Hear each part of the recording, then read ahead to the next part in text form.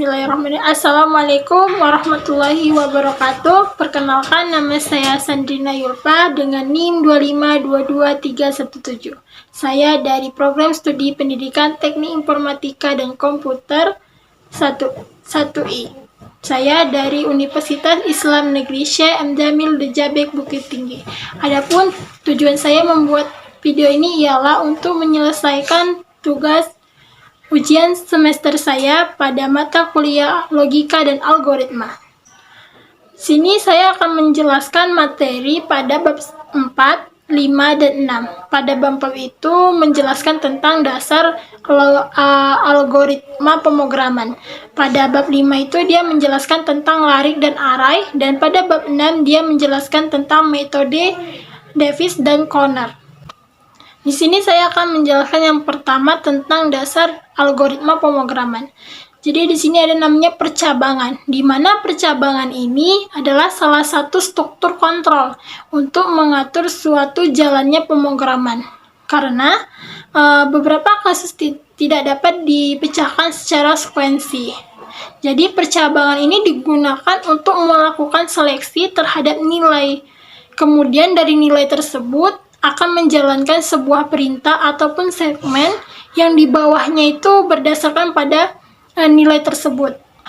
Bisa kita gambarkan secara umum percabangan ini dengan menggunakan flowchart, yang dimana yang pertama itu start, kemudian ada perintah print selamat datang di web kami, kemudian dia melakukan dua percabangan, yaitu keluar atau print kembali.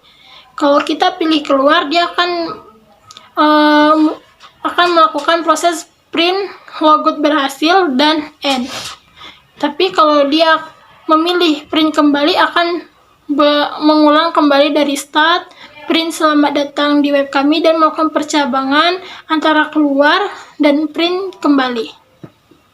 Adapun percabangan ini mempunyai jenis dan implementasinya, di mana percabangan ini atau branching pada rumpunan bahasa C yang memiliki dua macam jenis, yaitu percabangan dengan bersyarat dan percabangan tidak bersyarat, di mana pada percabangan bersyarat ini memerlukan nilai pada kondisi tertentu untuk melakukan segmen yang mana akan dijalankannya.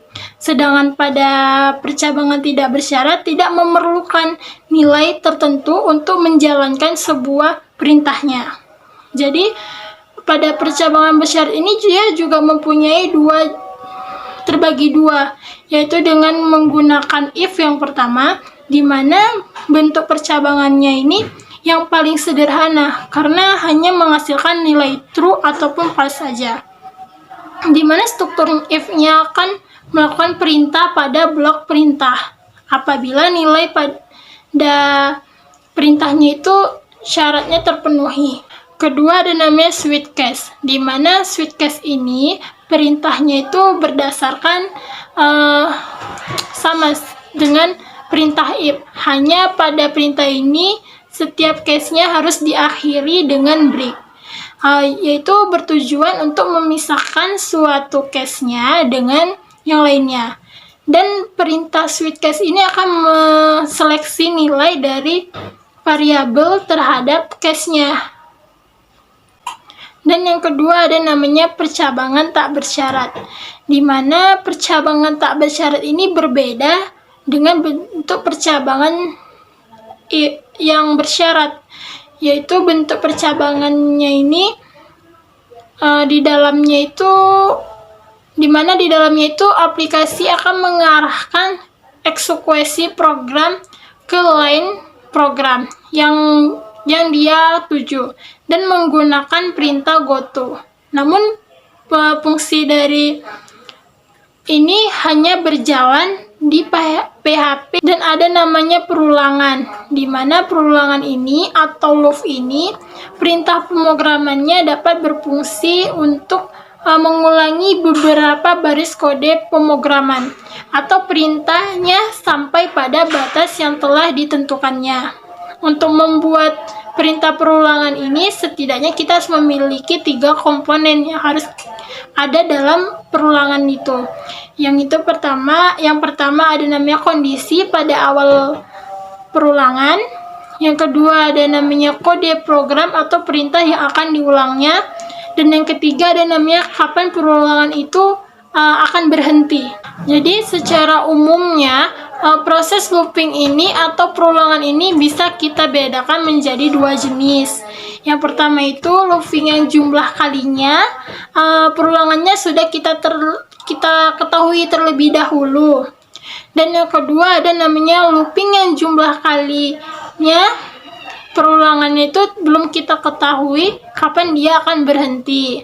Jadi untuk perulangan yang sudah kita ketahui kapan dia akan berhenti akan diselesaikan dengan menggunakan for. Sedangkan perulangan yang belum kita ketahui perulangannya itu akan berhenti diselesaikan dengan menggunakan will. Dan apabila kondisi yang diperiksa di awal dan akan menggunakan do will. Sedangkan apabila kondisi perulangannya diperiksa di akhir, dia menggunakan do will. Perulangan ini secara umumnya dia memiliki dua struktur, yang dimana kondisi perulangannya itu harus dipenuhi agar perulangan dapat dilakukan, biasanya berupa ekspresi boolean. Yang kedua itu bagian perintah codingnya itu yang akan diulang. Dan di perulangan ini mempunyai jenis dan implementasinya juga. Jadi ada beberapa jenis model perulangannya ini yang umumnya digunakan pada pemrograman menggunakan PHP. Atau jenis pemrogramannya itu berupa yang pertama will, do will, for, ataupun nested loop atau perulangannya ini bersarang. Jadi yang pertama itu perulangan will, yang dimana digunakan itu pada saat kondisi perulangannya itu yang banyaknya perulangannya tidak diketahui sebelumnya atau tidak dapat dipastikan pada kode pemrograman yang dituliskan. Dan yang kedua ada namanya statement do will. Jadi perintah loopingnya ini dengan will ini dapat diperintahkan dengan do will pada prinsipnya hampir sama. Yang membedakannya hanya pada kapan pengecekan kondisi perulangan itu dilakukan. Pada struktur perulangan will ini kondisi perulangannya diperiksa di awal hingga apabila kondisinya itu tidak dipenuhi sejak awal, maka perulangan tidak akan dilakukan sama sekali. Berbeda dengan do will karena lokasi pengecekan pengulangannya itu dilakukan di akhir, maka perintah loopingnya akan melakukan satu kali perintah sebelum mengecek kondisi perulangan di belakang. Sehingga walaupun kondisi yang tidak dipenuhi, perulangan akan dilakukan sekali ataupun dasar dari perintah do will itu. Dan ada namanya yang ketiga itu perulangan for, di mana digunakan apabila sudah diketahui berapa kali kita akan menggunakan perulangannya. Oleh karena itu, untuk kondisi perulangan for ini kita membutuhkan 3 kondisi, yaitu kondisi awal perulangannya, kondisi pada saat perulangannya, dan kapan perulangan itu harus kita berhentikan. Dan ada namanya perulangan bersarang atau nest loop.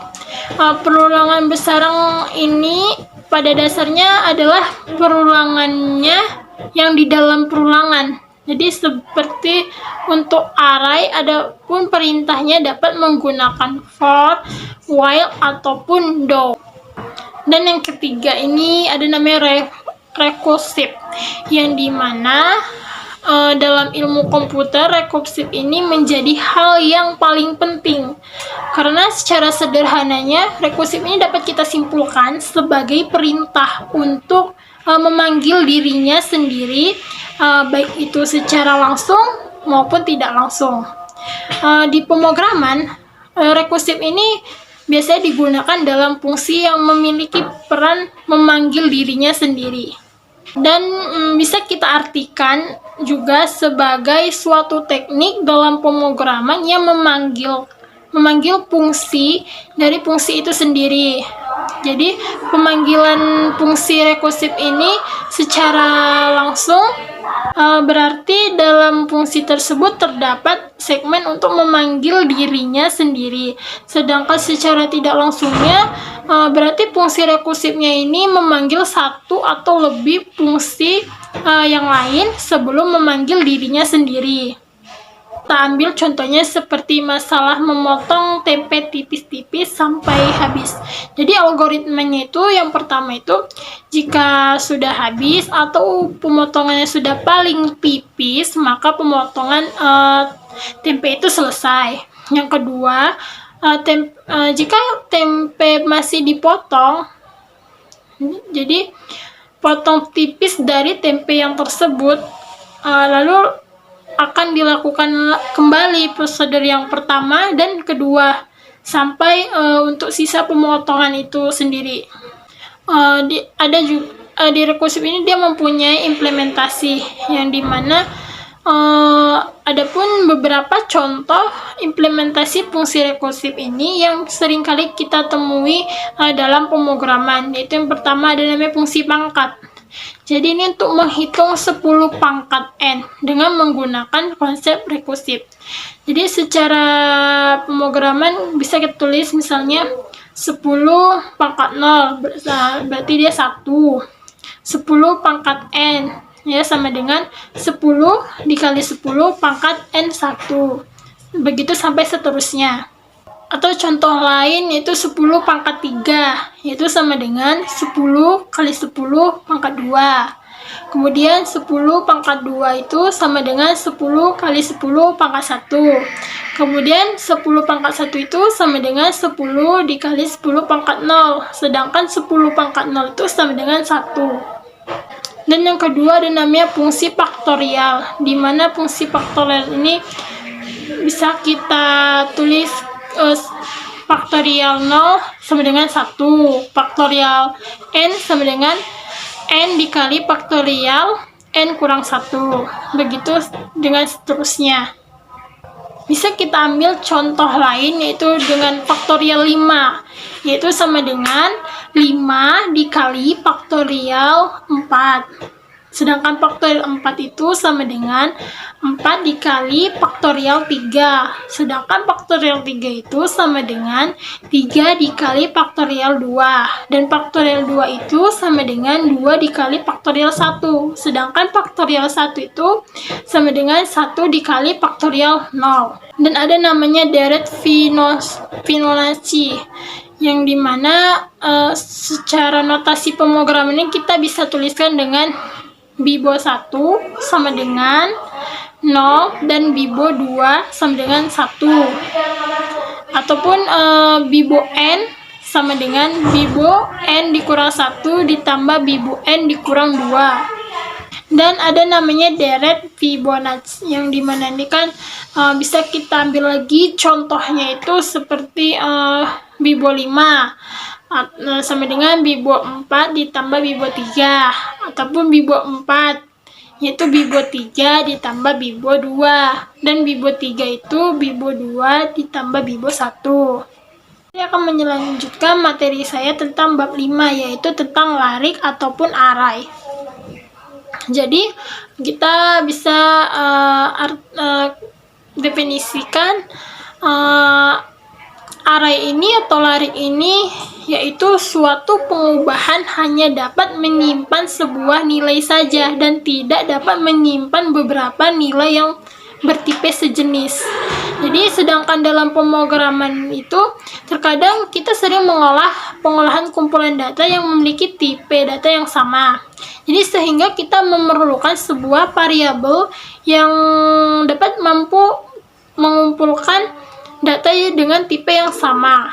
Jadi oleh karena itu untuk mengatasi permasalahan pemrograman yang seperti itu diperlukan sebuah larik ataupun array untuk menampung data yang kita punya. Jadi suatu lokasi ataupun memori untuk suatu array ini tidak dapat ditambah ataupun dikurangi selama pemrograman kita itu berjalan. Jadi untuk mengubah ukuran dari lokasi memori suatu array itu harus diperbaiki dalam listing pemrogramannya, karena array termasuk ke dalam struktur data statis.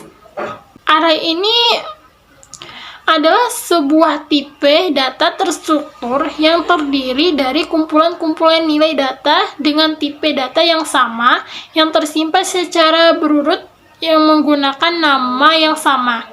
Jadi array ini dalam pemrogramannya juga sering disebut dengan istilahnya lari atau tabel. Jadi pada kehidupan sehari-hari, array ini dapat kita analogikan seperti halnya sebuah lemari yang memiliki beberapa rak, yang masing-masing raknya itu memiliki nomor rak yang dapat kita sebut dengan indeks atau stubits. Jadi sebuah indeks atau stubits ini pada array itu berupa bilangan yang di dalamnya itu kurung siku yang dimulai dari angka 0 dan seterusnya. Dan indeks pada array ini harus berupa tipe data yang menyatakan keterurutan seperti integer ataupun char. Jadi di dalam array ini terdapat bagian-bagian yang menyusun array yang bisa disebut sebagai elemen dari array ataupun isi yang mana masing-masing elemen itu memiliki indeks array yang dapat diakses tersendiri. Dengan kita menggunakan array, kita dapat menyimpan sebuah data dalam jumlah yang banyak pada saat sebuah variabel. Jadi penggunaan array ini dalam pemrograman digunakan ketika kita memiliki sejumlah data dengan tipe yang sama yang memerlukan penyimpanan sementara sebelum data tersebut kita proses. Jadi dengan menggunakan array, kita ini dapat menghindari penggunaan variabel yang terlalu banyak. Jadi misalnya seperti kita gambarkan array itu kita mempunyai data itu sebanyak n. Ada namanya array dimensi 1, yang dimana array dimensi 1 ini merupakan sebuah variabel yang menyimpan kumpulan-kumpulan elemen yang memiliki tipe data yang sama dan hanya memiliki satu indeks saja. Jadi pengaksesan elemen array yang dapat kita lakukan secara berurut ataupun dengan cara acak berdasarkan indeks tertentu secara langsung. Untuk mengambil nilai pada indeksnya itu tertentu dapat dilakukan dengan nilai pada indeks yang kita inginkan. Jadi sebuah variabel yang digunakan array ini, maka variabel array tersebut perlu kita dideklarasikan terlebih dahulu. Bentuk umum dari pendeklarasikan array satu dimensi ini yaitu yang pertama tipenya, terus nama data namanya, kemudian arraynya atau ukurannya, dan ada namanya array dimensi 2 atau multidimensi, yaitu merupakan pengembangan dari array dimensi 1 yang sering dikenal dengan istilah matrik yang terdiri dari satu baris dan satu kolom. Jadi jika pada array satu dimensi hanya terdiri dari satu baris dengan beberapa kolom elemen, maka pada array yang dua dimensi ini terdiri dari beberapa baris dan beberapa kolom elemen yang bertipe sama array berdimensi 2 tersusun dalam bentuk baris dan kolom, yang mana indeksnya ini indeks pertamanya ini menunjukkan baris dan indeks keduanya menunjukkan kolom dari tabel ataupun matrik. Bentuk umumnya itu seperti tipe, terus data namanya, kemudian arraynya yaitu ukuran 1 dan kemudian ukuran 2-nya. Di sini saya akan melanjutkan materi pada bab 6 yaitu tentang metode Davis dan Conner. Jadi bisa kita definisikan metode Davis and Conner ini ialah suatu metode pemecah masalah yang besar dengan cara membagi masalah itu menjadi sub-sub masalah yang lebih kecil.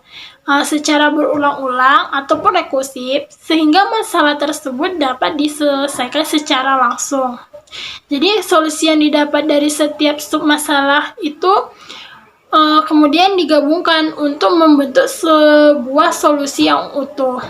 Jadi di dalam metode Davis and Conner ini dia mempunyai langkah-langkah umum, yaitu yang pertama ada namanya Davis, yaitu membagi persoalan menjadi submasalah yang memiliki kemiripan dengan persoalan awal dengan ukuran yang lebih kecil atau dengan kata lain berukuran hampir sama. Yaitu yang kedua ada namanya Conner atau Sauvé, yaitu memecahkan atau menyelesaikan masing-masing sub masalah secara rekursif atau secara berulang-ulang.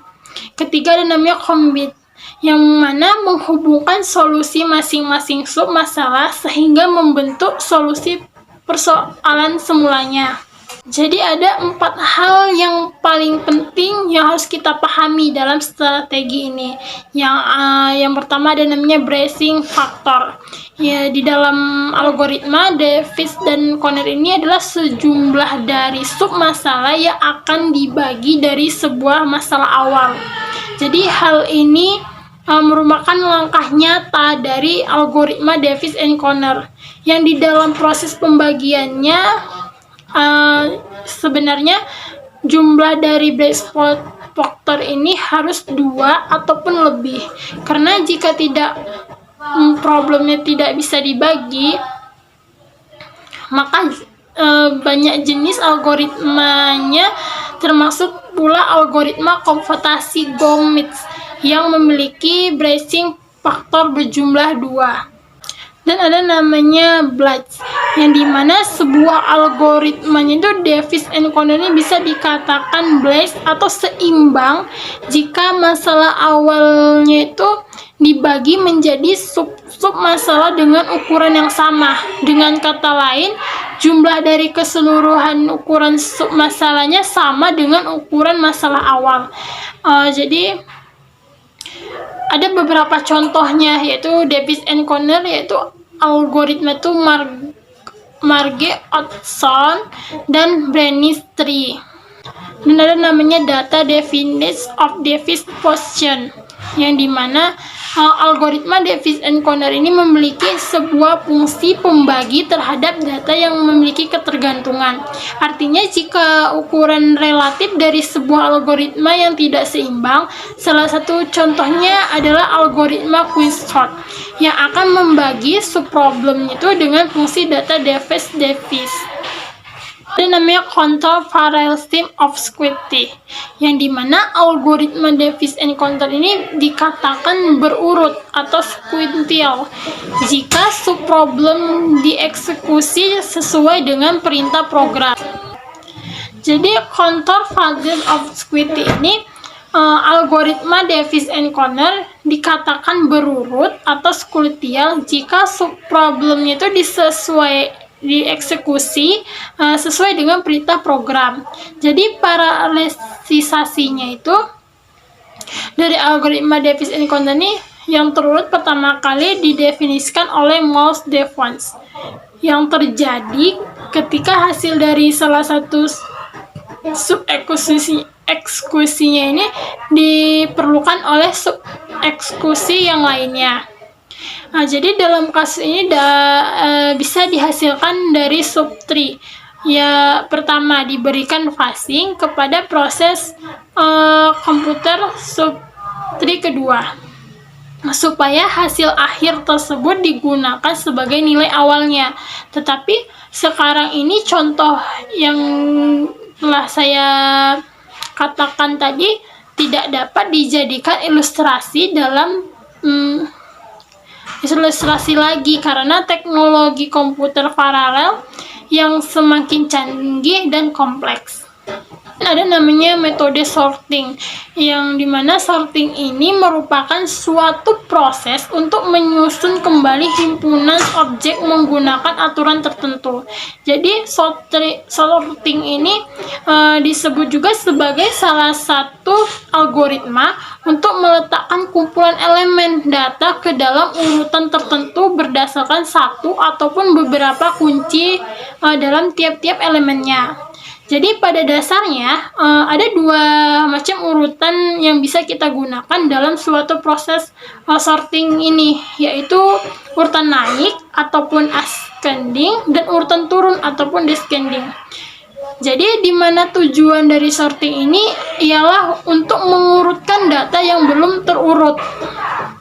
Namanya algoritma sorting, yaitu kumpulan langkah sistematis ataupun secara berurut untuk memperoleh hasil yang diinginkan. Jadi salah satu contohnya itu dari algoritma ini untuk langkah ini adalah sorting atau pengurutan. Jadi sorting dapat dibedakan menjadi dua, yaitu comparison sort, yaitu dia bubble sort, selection sort, insertion sort, dan merge sort ataupun quick sort. Dan non-conversion sort ini radix sort, corning sort. Ada juga namanya pada comparison sort ini pengaruh dalam pembandingan adalah algoritma yang proses pengurutannya melakukan pembandingan antara data, dan non-conversion sort ini pengurutan tanpa pembandingan adalah algoritma pengurutannya di mana dalam prosesnya tidak melakukan perbandingan antar data. Dan ada namanya algoritma selection sort, yaitu merupakan algoritma sederhana yang berbasis perbandingan dengan memilih elemen dengan nilai paling rendah dan menukar elemen yang terpilih dengan elemen ke I. Jadi dari nilai I itu dimulai dari 1 ke N, di mana N-nya adalah jumlah total elemen yang dikurangi 1. Dan ada namanya algoritma insertion sort, yang dimana algoritma ini paling sederhana adalah intersort. Jadi algoritma intersort ini pada dasarnya memiliki data yang akan urutannya menjadi dua bagian, yang belum diurutkan dan yang sudah diurutkan.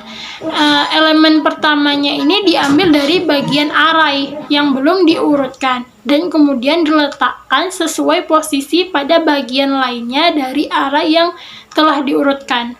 Jadi langkah yang dilakukan secara berulang hingga tak ada lagi elemen yang tersisa pada bagian array yang belum diurutkan itu.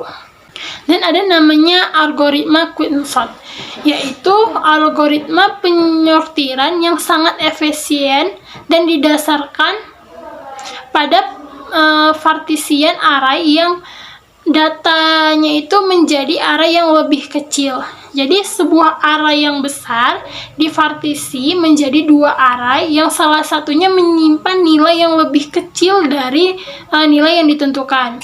Katakanlah pivot yang berdasarkan pada mana partisi yang dibuat dan array lain memiliki nilai yang besar daripada pivot. Jadi quicksort ini merupakan algoritma pembagi di mana pada quicksort yaitu membagi list yang besar menjadi dua buah sublist yang lebih kecil. Jadi elemen kecil dan elemen yang besar. Kemudian quicksort ini dapat menyortir sublist itu secara rekursif. Jadi ada langkah-langkah pengerjakannya itu. Yang pertama, ambil sebuah elemen yang disebut dengan pivot pada sebuah daftar. Kemudian urutkan kembali sebuah list itu hingga elemen dengan nilai yang kecil dari pivot itu berada sebelum pivot.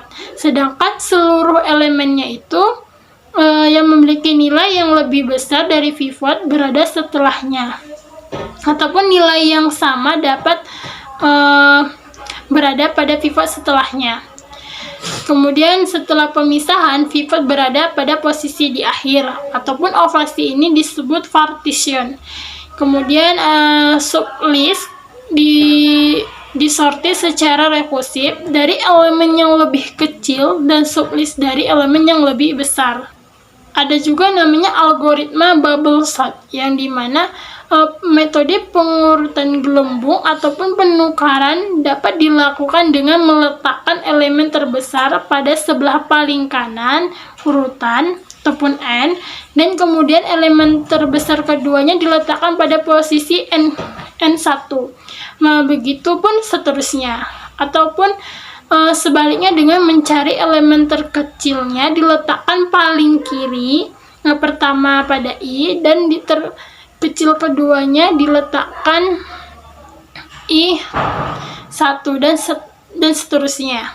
Dan yang terakhir ada namanya algoritma Margon-Sot, yang dimana Margon-Sot ini ialah algoritma yang dijalankan sebagai akibat dari terlalu banyaknya yang diurutkan, dengan menghasilkan lebih banyak daftar yang diurutkan sebagai outputnya.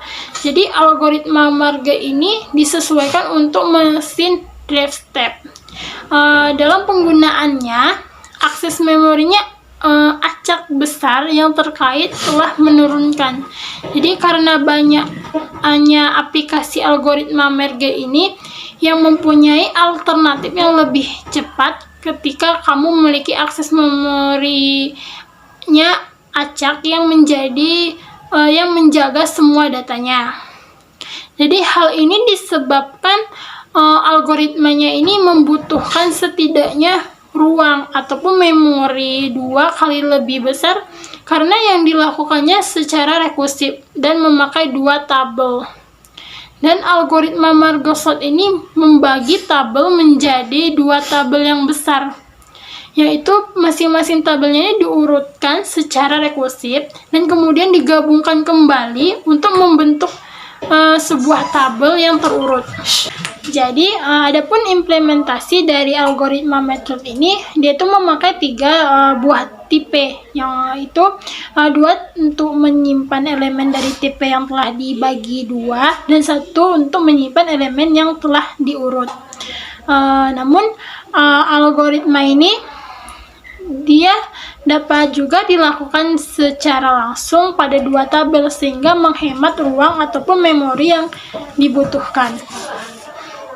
Sekian penjelasan dari saya mengenai materi pada bab 4, 5, dan 6, yaitu tentang dasar algoritma pemrograman, larik ataupun array, dan metode Davis dan Gones. Sekian yang bisa saya sampaikan, kurang lebihnya saya mohon maaf. Assalamualaikum warahmatullahi wabarakatuh.